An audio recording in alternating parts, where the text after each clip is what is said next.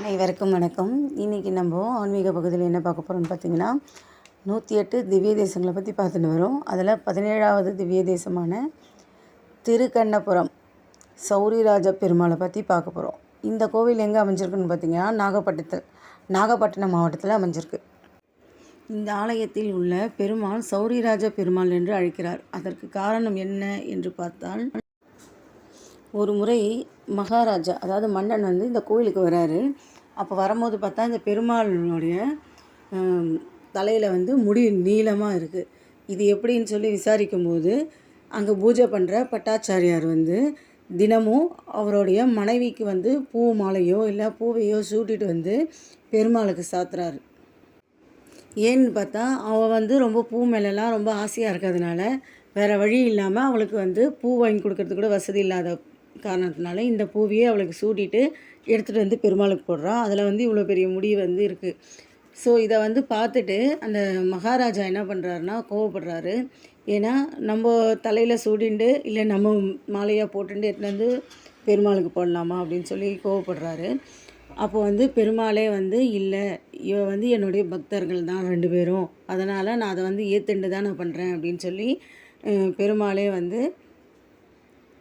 பக்தனை காப்பாற்றுறாரு. அதே மாதிரி பக்தன் வேண்டிக்கிறார், என்னை காப்பாற்றினியே அப்படின்னு சொல்லி ரொம்ப சந்தோஷப்பட்டு பெருமாளை புகழ்ந்து பேசுகிறாரு. அப்போ பெருமாள் கேட்குறாரு, உனக்கு என்ன வரம் வேணும் அப்படின்னு சொல்லி கேட்குறாரு.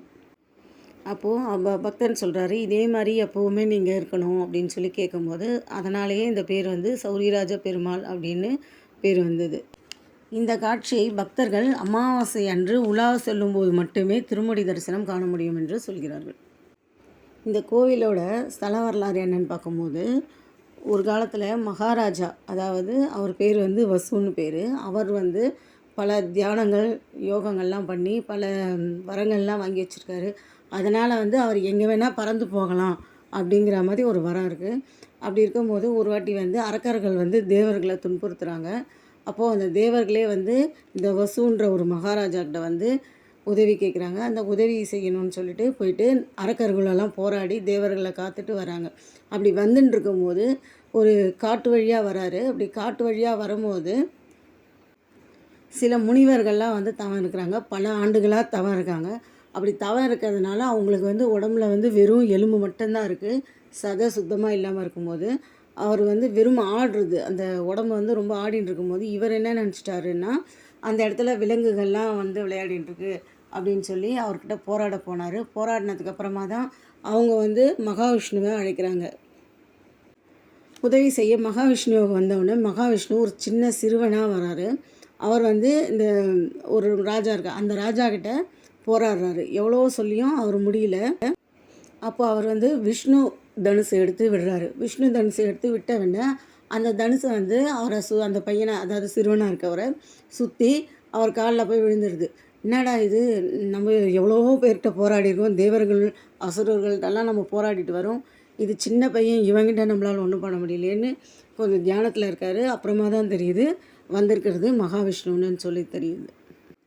அதுக்கப்புறம் அவர்கிட்ட மன்னிப்பு கேட்டு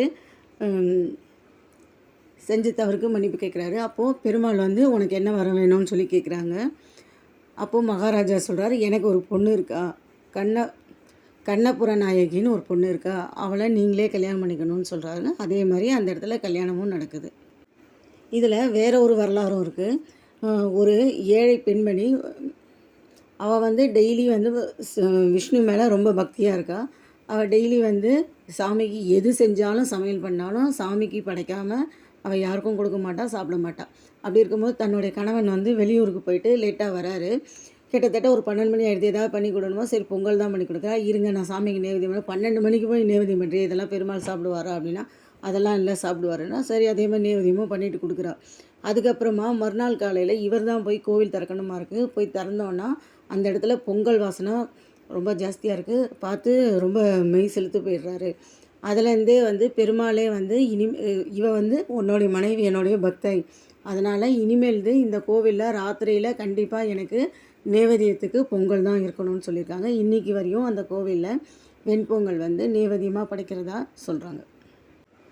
இந்த கோவிலில் சௌரிராஜ பெருமாள், தாயார் கண்ணபுர நாயகி.